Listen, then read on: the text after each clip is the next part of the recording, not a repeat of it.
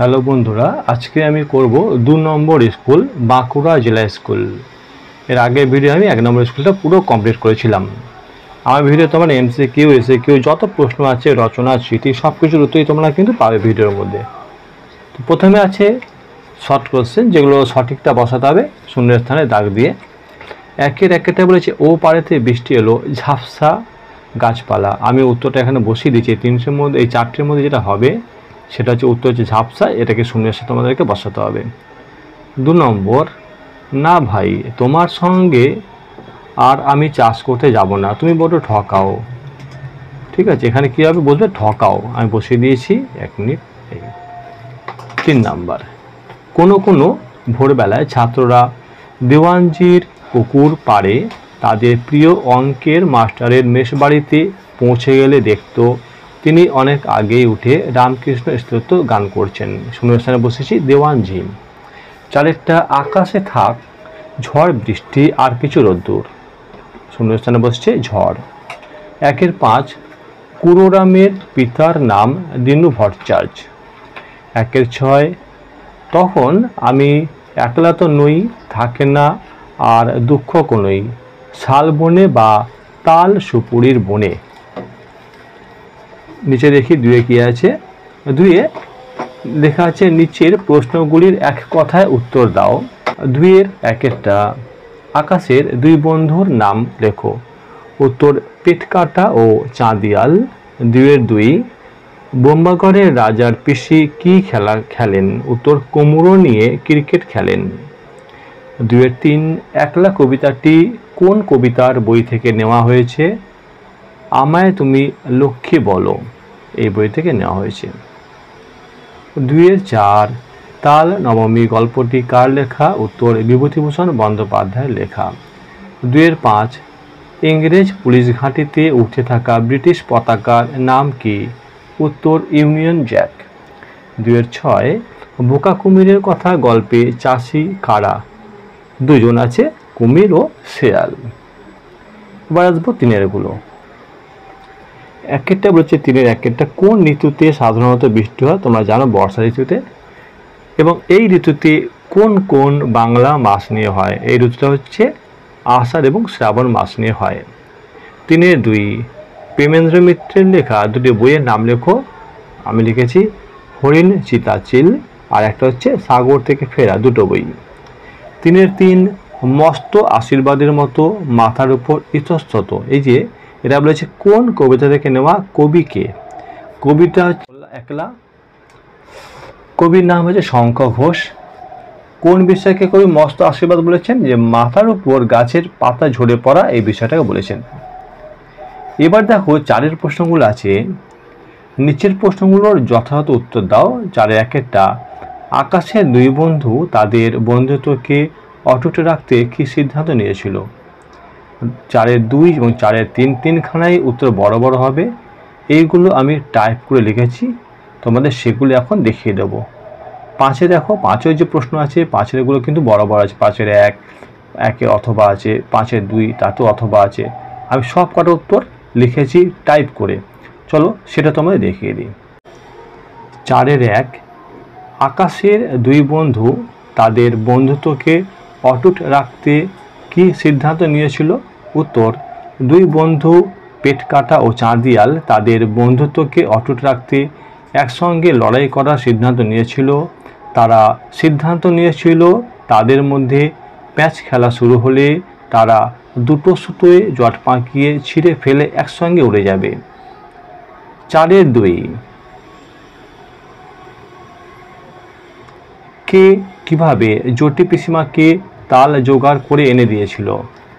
গোপাল খুব ভোরবেলা ঘুম থেকে উঠে টিপ টিপ বৃষ্টির মধ্যে তালদিঘির ধারে তাল কুড়োতে যায়। তালদিঘির মাঠে ছিল 1 হাঁটু জল আর কাদা। সেই সব পেরিয়ে গোপাল তার সাধ্যমতো 2টো তাল সংগ্রহ করে জটি পিসিমাকে এনে দিয়েছিল। 4-এর 3, আগুন লাগিয়েছে টেলিফোন আর টেলিগ্রাফের অফিসেও। কারা কেন এমন করেছিলেন। চট্টগ্রাম শহরের অল্প বয়সী কিছু ছেলে টেলিফোন এবং টেলিগ্রাফের অফিসে আগুন লাগিয়েছিল। তাদের এমন কাণ্ড করার পিছনে মূল কারণ ছিল চট্টগ্রামকে ইংরেজ শাসন থেকে মুক্ত করা। 5 প্রশ্ন আছে, একটু বড় উত্তর হবে সেগুলো। একটা আকাশের দুই বন্ধু গল্পে প্রকৃতির বৈচিত্র্যময় সুন্দর রূপ নিজের ভাষায় বিবৃত করো। অথবা বর্ষারাতে গোপালের দেখা স্বপ্ন কিভাবে মিথ্যে হয়ে গেল তা গল্প অনুসরণে লেখো। দুটো উত্তর আছে, এখানে একটা উত্তর এবং অথবা দিয়ে সেকেন্ড উত্তর আমি লিখেছি। তাহলে আমি একের উত্তরটা বলে দিই। গল্পে প্রকৃতির বৈচিত্র্যময় সুন্দর রূপ ফুটে উঠেছে নানাবিধ বর্ণনার মধ্যে দিয়ে।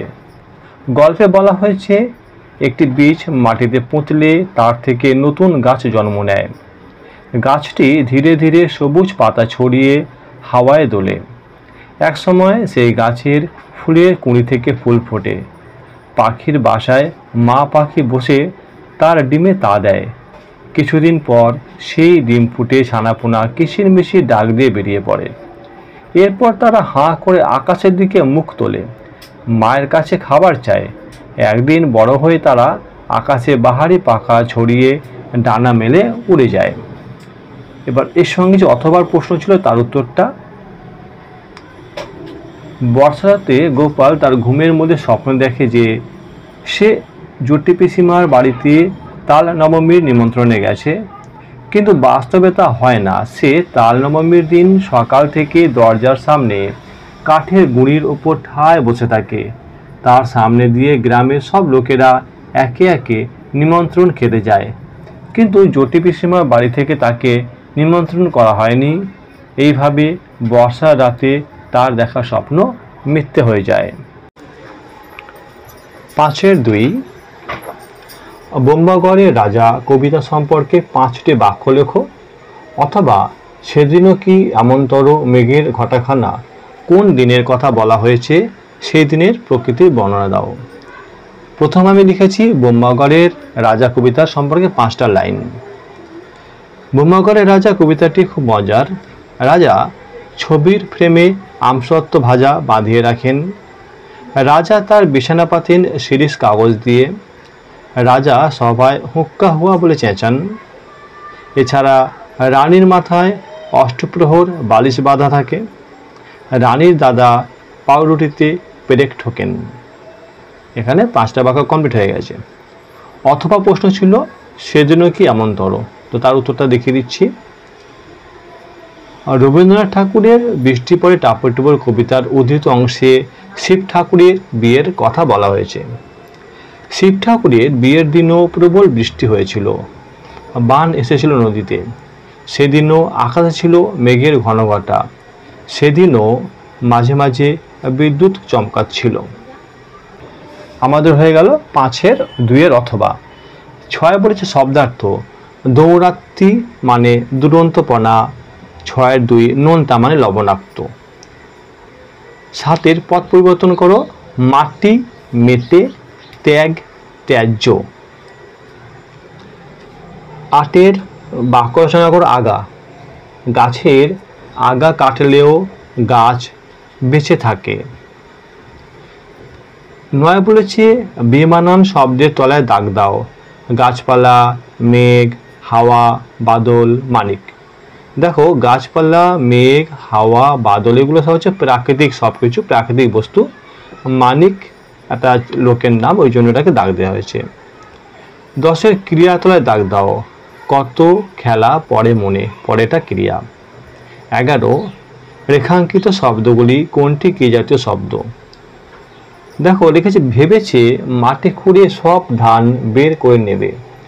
ধান হচ্ছে বিশেষ্য, মানে একটা ফসলের নাম, আর নেওয়াটা ক্রিয়াপদ, ওই জন্য আমি লিখেছি নেবেন উপর ক্রিয়াপদ। আচ্ছা, এলোমেলো বর্ণ সাজাতে হবে। প্রথমেটা হবে গোলা বারুদ, পরেরটা খোকা ঠাকুর।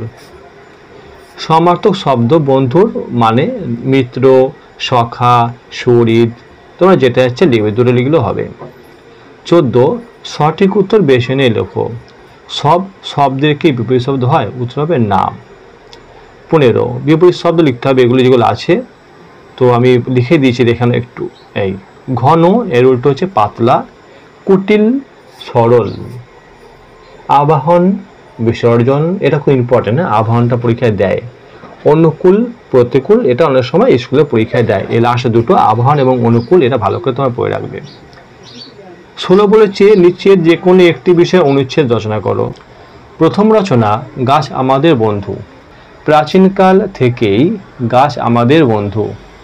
মানুষ জন্ম নিয়েই গাছপালা ও অরণ্যের কাছ থেকে পেয়েছে খাদ্য ও বাসস্থান। ধীরে ধীরে নিজের উন্নয়নের জন্য সে গাছকে কাটতে দ্বিধা করেনি। এই গাছ আমাদের জীবনে একটা বড় স্থান নিয়ে নিয়েছে। গাছ যে শুধুমাত্র ছায়া, ফল, ফুল, পাতা ও কাঠ আমাদের বেঁচে থাকার জন্য দেয় তা নয়, মানুষের বেঁচে থাকার জন্য সবচেয়ে প্রয়োজনীয় অক্সিজেন সে আমাদের দিয়ে থাকে। এটা হবে সে।